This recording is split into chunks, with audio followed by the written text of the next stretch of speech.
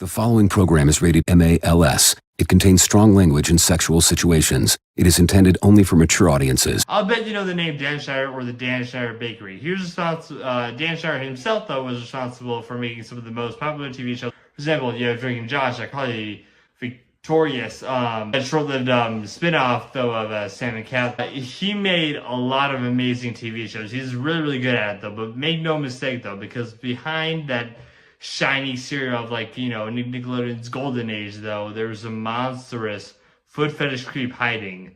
That's who Dan Schneider was. So that's what he was behind all of the shiny exterior, though.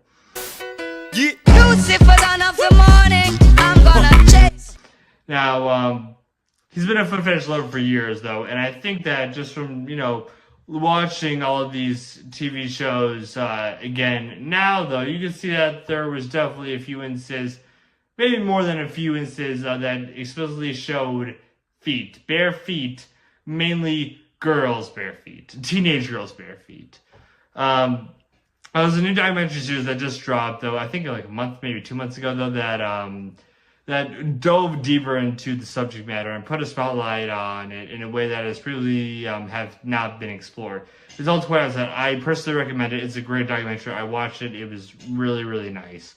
Now, if you don't know who Dan Schneider is, his name, though, he was a producer and a director, though. But it goes into detail about all the dark, you know, horrors of all this happening, you know, Zillow Productions during his time at Nickelodeon. But not only about Dan, though, but those shows spotlight on him, though. But as he did make a lot of these shows, though, but he was basically like the head honcho of all these. So it did show a lot about Dan Schneider, though, but also did have some other stuff, though, about what you may or may not have known, though, on several of his Nickelodeon shows. There were several times where feet were a main focus, though, and I think that going back now, though, you can see that there was definitely a few times where he specifically showed feet there. But it really goes into like really, really like fine details, and sometimes like when they're, you know, when some people go really like deep dive into it. It was not just because like, you know, feet like were funny, but Dan Schneider definitely does have quite a foot fetish. So we talked about this, though. You know, after Dan's glory days on Nickelodeon, the people started to take a look at the shows that Dan had directed and produced, though, and said, wow, there's a lot of feet for no reason at all. Tweeted, though, on the official Sam and Cat Twitter account, though, September 13, 2013, where it said, Sam and Cat ran the competition to write on the bottom of your foot and take a picture using the Sam and Cat Saturday hashtag retweet, and we will follow everyone until our fingers got sore. And you know, and look, that's weird no matter how you spin it, okay? It's just fucking weird. It really is, okay? No one can say, oh, that's cool. No. Now, it's one thing for adults, you know, that doing it, though, but they were asking children to do this shit. And possibly without their children's, without their, you know, probably without their parents, like, knowing, though. Now, this is the time when, like, you know, everyone and their dog, as soon as they were, like, 9 or 10, though, had a phone, though, or they had access to the, or if not, though, they still had access to the internet, though. And so they were taking pictures of their feet, though, and just tweeting it at probably, I bet their parents didn't know about it, though, and if their parents did know about it, they probably just thought, nice! They didn't really show any concern for it, though. You know, it's just fucking weird, though. No matter how the way you spin it, though, it's still just fucking weird, though. It's just so strange, though. And also, though, they just don't give a crap, though, because the tweet is still fucking up. It's still up to this day, or at the time of this recording, though, it's still up, and they're just leaving it for everyone to see, though. And as for the people starting to see, you know, more dingy, though, eventually see just how much Dan Schneider being an awful piece of shit he really is, though, receiving, you know, all this, though, that he's not a good person under any circumstance. So you may have heard this, you know, this documentary called Quiet on Set, though. Now, there are these other child stars, though. I'll say one example as Jeanette McCurdy, though, and other people, though, you know, really contributed to a lot of this, though, saying that there was inappropriate, you know, conversations, touching, and just, you know, making these child stars feel very, very uncomfortable during this time. Another one that I really want to point out is this case of sexual abuse by Drake Bell by someone named Brian Peake, I believe.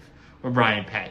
Or some contents, Brian Peak or Peck, I'm just saying Brian, was a coach at Nickelodeon who was sexually, no joke, this was not an allegation, this was a real thing that did actually happen, this was confirmed, that who were sexually abusing Drake Bell and other Nickelodeon child stars, though.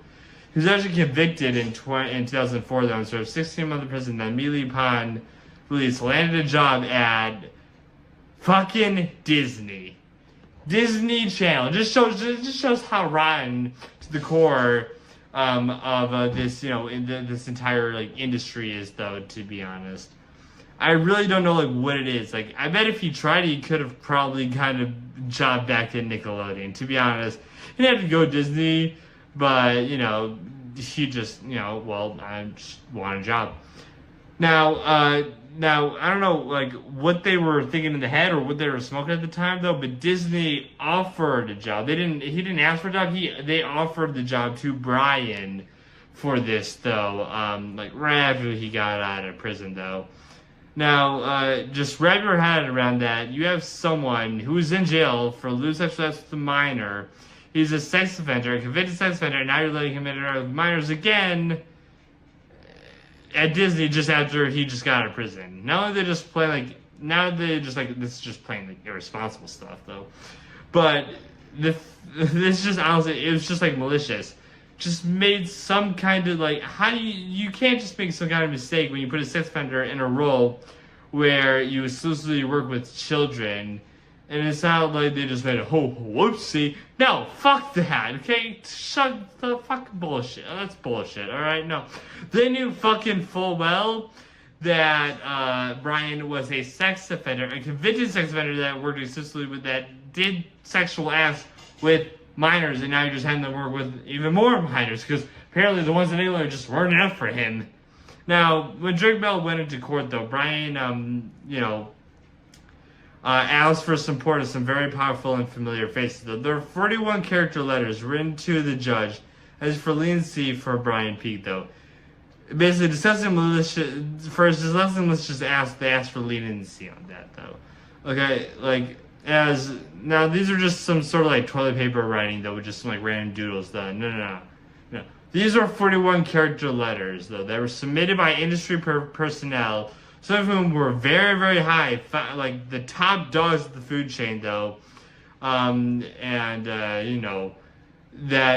probably had bigger paychecks than everyone else on there, though. That they were writing letters for anti-leniency about this person who was guilty of sexually abusing several minors.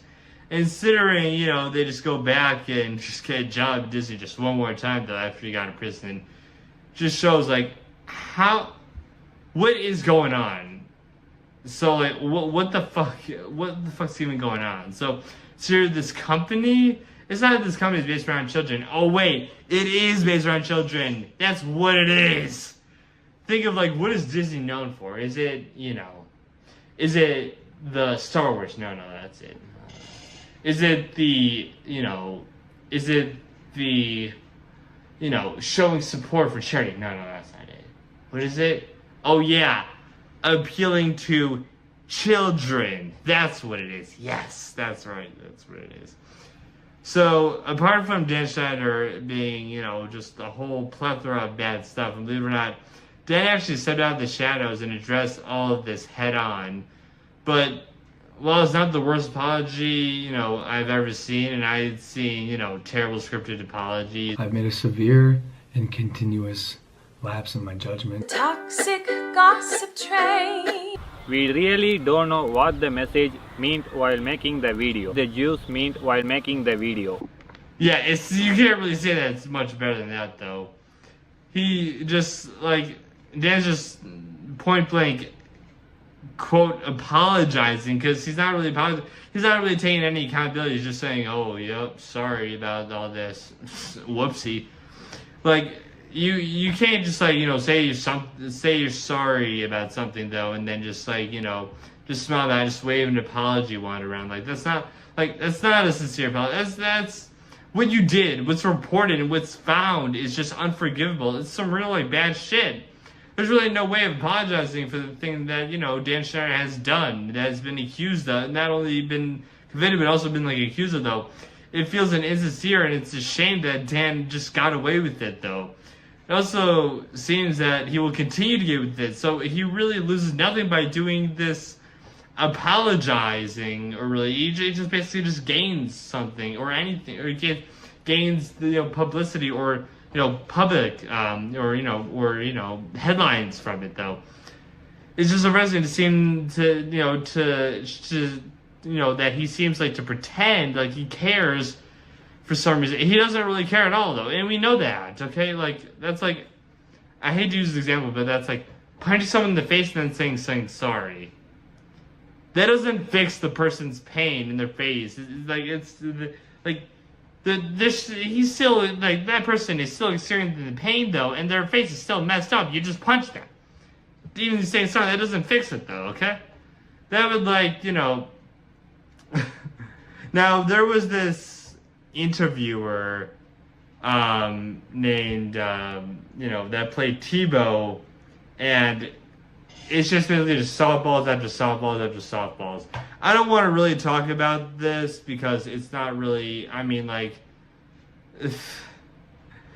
that's like nothing, though, but that's like the hardest question is like, all right, Dan, now for the hard question. This is the hardest question I think that would be in this interview.